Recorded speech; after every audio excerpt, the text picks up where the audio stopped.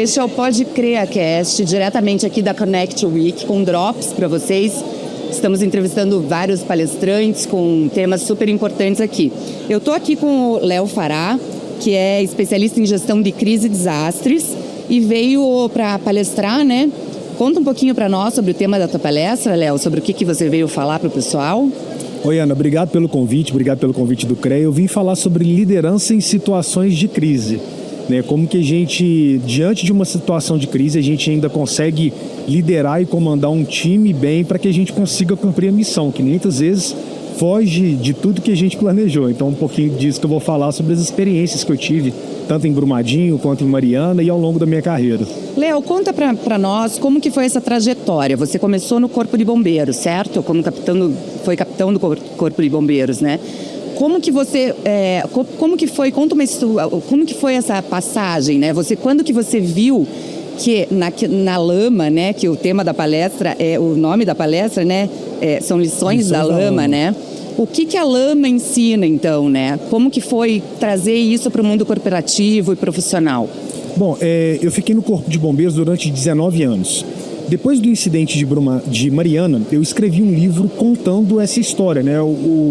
Como que foi atender essa ocorrência, essa operação de Mariana, como que foi comandar homens e mulheres diante de uma situação tão caótica, tão trágica, mas que teve um nível de sucesso perante a sociedade muito grande. E acabou que quando eu fui lançar esse livro e muitas vezes fazer palestras sobre o livro, falar sobre isso, as pessoas começaram a fazer associações entre o mundo corporativo, como eu posso treinar melhor a minha equipe, como eu posso selecionar melhor as pessoas que trabalham comigo, quais são as técnicas de liderança que o Corpo de Bombeiros tem para que a gente consiga cumprir essas missões. E essa associação ela foi ficando cada vez mais clara, não só para mim, mas como para as pessoas, porque às vezes está muito distante, né? O que o bombeiro pode ensinar para a gente? E eu comecei a perceber que o nosso time, né, as pessoas que trabalham com a gente, o modo que a gente faz a seleção, o modo que a gente treina, as técnicas que a gente tem de liderança, elas são totalmente aplicáveis no mundo corporativo. A gente, por exemplo, né, fala muito no bombeiro que o comandante, o líder, ele tem a necessidade, e é importante para que ele faça com que o time trabalhe sem ele. O que é isso? O time tem que ser tão bom em situações normais, em situações rotineiras, onde ele se torna dispensável, onde a sua equipe está tão bem treinada, está tão bem entrosada, que ele não tem necessidade das situações comuns, das ocorrências comuns, dele estar ali à frente. Eu falo muito do líder silencioso, aquele líder que só olha para a equipe dele e a equipe dele sabe o que ele tem que fazer. Quanto mais ordens você tem que dar, quanto mais instruções você tem que dar numa situação crítica, quer dizer que seu time está menos treinado. E a partir do momento quando você começa a se tornar um líder mais silencioso, onde você treina bastante, você ensina bastante, você fornece os recursos para a sua tropa, para o seu time, melhor ele vai desenvolver. Então a gente começou a associar isso também no meio corporativo. E as pessoas, os líderes do meio corporativo, começaram a ver que isso tudo faz muito sentido. Né, que, acima de tudo, a presença do líder ela é essencial nos momentos críticos, mas ele tem que fazer com que ele se torne dispensável no dia a dia. Isso fica muito claro em missões como as que você participou, né? E claro que no mundo corporativo super funciona. Você fala também do agir racional em momentos de emoção, que claro, está super inserido aí na tua experiência, e isso no mundo corporativo também, né? O que a gente vê muitas vezes, né, o que a gente não está acostumado é que toda empresa, toda corporação, toda instituição, ela tem processos muito bem definidos.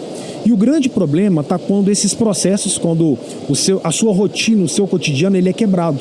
E a partir do momento que isso é quebrado, isso gera na gente, como seres humanos, isso gera um estado de atenção, um estado de nervosismo, onde a gente tem que aprender como se controlar para a gente conseguir coordenar uma operação como essa. Então é um acidente que aconteceu no trabalho ou é um serviço de última hora, um projeto muito importante que a empresa tem que desenvolver num curto espaço de tempo onde ela não tem pessoas suficientes. Então isso aí gera um nível de ansiedade, um nível crítico muito grande na corporação. E o que a gente ensina acima de tudo é esse líder ter as ferramentas necessárias para, em momentos críticos, onde ele não conseguiu prever aquilo que fosse acontecer, ele conseguir ter um time bem habilitado e estar coordenando essas atividades para que ele cumpra a missão. Acima de tudo, é essa tranquilidade, né, essa razão que você tem que ter em momentos emocionais. Mas, Léo, vou te perguntar aqui, a gente vive um momento, né, de pessoas altamente ansiosas, o emocional das pessoas é muito abalado. Acho que é mais abalado hoje, acho que sempre teve, hoje a gente ainda bem fala mais disso.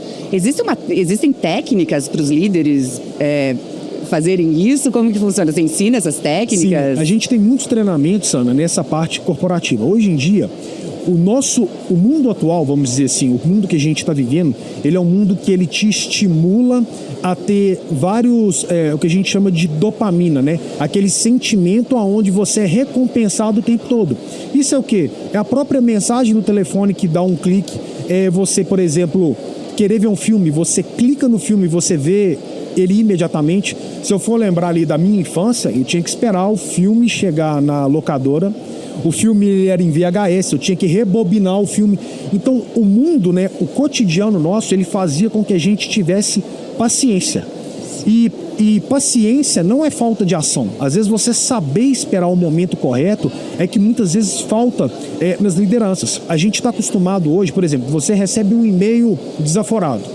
O que a tendência das pessoas é querer responder aquele e-mail o mais rápido possível e você age com emoção, você não age com razão.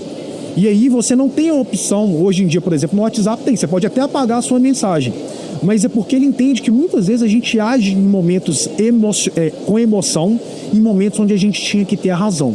Então, muito do que a gente fala, a gente associa aos nossos treinamentos. A gente ensina, por exemplo, uma técnica dentro do treinamento militar, isso é comum no mundo inteiro, nas tropas de operações especiais, que é o pare e reze, né? Traduzindo é o Stop, Breathe, Think and Act. O que é isso? Primeira coisa, quando aconteceu uma situação crítica, é você literalmente parar e sentar. Por quê? Geralmente, né, a gente pode ver, se acontece alguma situação crítica, as pessoas saem andando de um lado para o outro. O que isso faz na sua pessoa, no seu organismo? Você começa a acelerar o seu batimento cardíaco. O seu cérebro, ele é um cérebro onde ele quer preservar o instinto de sobrevivência. Então, ao invés dele oxigenar o cérebro, ele vai oxigenar o coração, pulmão e músculo. Porque ele está entrando em combate. Ele não consegue entender que o nosso cérebro reptiliano, ele não consegue entender... Somos bichos, né? Isso. Então, ele começa a entrar em modo de combate. Então, a primeira coisa que você faz é parar, né? A primeira coisa é o stop, pare. Depois que você faz isso, você vai o quê? Respirar. E a respiração, ela é essencial. A gente ensina isso nos nossos cursos. Porque quando você respira, você está oxigenando o seu cérebro. Você está oxigenando o lóbulo frontal, o seu córtex frontal. E é nesse córtex frontal que estão as informações do que você treinou, do que você aprendeu, das experiências que você teve. Então você começa a fazer as associações. Olha, nesse momento, o que é o correto de fazer? E aí você começa a pensar, que é o think. Porque senão o teu conhecimento fica lá desoxigenado. Porque na verdade você vai querer entrar naquela sentimento de reação. Já viu que tem algumas pessoas que vão ser assaltadas e elas não sabem nem por que elas reagiram, por que elas saíram correndo? É o sentimento de luta ou fuga. É porque elas não pensaram. Então você pensa e depois de você pensar, você vai realizar, né? O realize. Aí que você vai para a realização. Então, muitas vezes o que a gente fala para as pessoas, para os times, para o meio corporativo aconteceu um problema, reúne seu time, fala, olha, vamos tomar um café. E aí você vai fazer um café, prepara um café. Porque preparar um café é um comando que você está dando ao seu cérebro que, olha, a situação está toda tranquila. Fica tranquilo que eu, inclusive, estou fazendo um café. E aí você passa o café, moe o café, e aí vai te dar a oportunidade de você raciocinar diante de uma situação crítica. Então, a gente está falando aqui de pequenos atos, até muito humanos, o ato de fazer um café e tomar junto, né? Que podem contribuir muito com a liderança de uma equipe, né? E eu vejo que você fala muito desse lado humano também, né? Uma ação tua num dia pode mudar a vida de alguém, né? Então, onde que entra esse papel, o papel da emoção, né? Fazendo o caminho contrário. O papel da emoção para um líder, assim, na tua visão, como que a emoção entra para uma liderança positiva? Eu acho que hoje em dia, né, como a gente trabalha muito com desastre, e o desastre ele tem um impacto coletivo, só que a dor das pessoas, ela é individual. Então a individualização e a humanização, quando você trata por um indivíduo, ele faz uma diferença muito grande. A gente teve recentemente, até uma ONG, chama UNS, e a gente esteve no Rio Grande do Sul agora, né, na tragédia do Rio Grande do Sul. E uma das situações que foi, entre aspas, que eu consigo ilustrar isso para você, é de um senhor que ele perdeu a casa, ele perdeu a oficina dele, ele perdeu tudo. E aqui na região sul, né, então Paraná, Santa Catarina e Rio Grande do Sul, é muito comum as pessoas terem a mateira, né, de tomar o chimarrão. Sim. Lá no sul é muito comum. E esse senhor, o senhor João, ele falou comigo assim: capitão, eu perdi tudo, mas o que mais me dói é que eu perdi a mateira que meu pai me deu com 15 anos de idade. Isso me dói porque eu não vou conseguir, no meio dessa imensidão, eu não vou conseguir ter essa mateira, que meu pai já morreu, ter ela de volta. Então quando a gente começa a perceber isso, que aquela mateira não é simplesmente uma mateira, que ela carrega uma história, que ela tem algo que é muito importante para o Sr. João. A nossa equipe foi lá, comprou uma outra mateira, escrevemos uma frase para ele na mateira, entregamos para ele.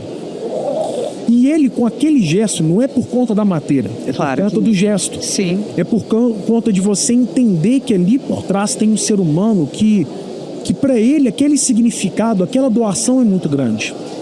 E ele recebeu a matéria e ele falou comigo assim: capitão, quando meu filho fizer 15 anos, eu quero dar essa matéria para ele. Então essa humanização, quando você começa a se importar realmente com as pessoas, você começa a construir uma conexão de liderança muito importante. É o líder, quando ele chega na empresa e sabe o nome das pessoas que estão, às vezes, numa empresa muito grande, é te cumprimentar pelo nome. Oi, Ana, tudo bem? E você sabe que aquela pessoa está se importando de verdade com você. Ou um colaborador seu, um funcionário seu que pediu uma dispensa para cuidar do filho, e você tem a preocupação de saber o nome do filho para quando ele retornar e perguntar: olha, como que seu filho, o Ricardo, ele tá melhor? E aí o seu liderado, ele pensa: poxa, essa pessoa é diferenciado. Não é por conta de um bom salário, não é por conta de grandes atos, são pequenas atitudes que a gente toma que esse detalhe é que faz a diferença na vida das pessoas. Como a gente trabalhava no meio corporativo, no meio público, né, o bombeiro, é muito difícil de você não tem como dar um bônus em dinheiro. Sim. Não tem como eu dar uma viagem para ele. O meio público, ele me impede disso. Então eu tenho que procurar no dia a dia as atitudes que eu faço no dia a dia que vão mudar a vida dessas pessoas que trabalham comigo. E eu acredito muito que isso é onde o meio corporativo tem como aprender com o corpo de bombeiros. Que as pessoas, né, pode passar tudo, mas como você tratou, a maneira que você se preocupa, se você realmente pergunta, tá tudo bem com você, e você para ouvir se a pessoa realmente está bem, é isso no final do dia que importa. Que faz diferença. Infelizmente acabou o nosso tempo, né, Léo? Mas muito obrigada pela sua entrevista. Acho que mesmo nesse tempo tão curtinho, deu para passar várias mensagens, né, para o nosso pessoal. Agradeço muito, muito obrigada. Você quer fazer alguma consideração? Não, estou muito feliz de estar aqui, né, no Paraná, em Curitiba. Uma honra estar aqui com vocês no podcast. E pode ter certeza que o nosso trabalho, né, de liderar pessoas, de fazer com que as pessoas tenham uma vida melhor dentro do meio corporativo, realmente vai fazer a diferença em casa. Muito bom, muito obrigada. Obrigado.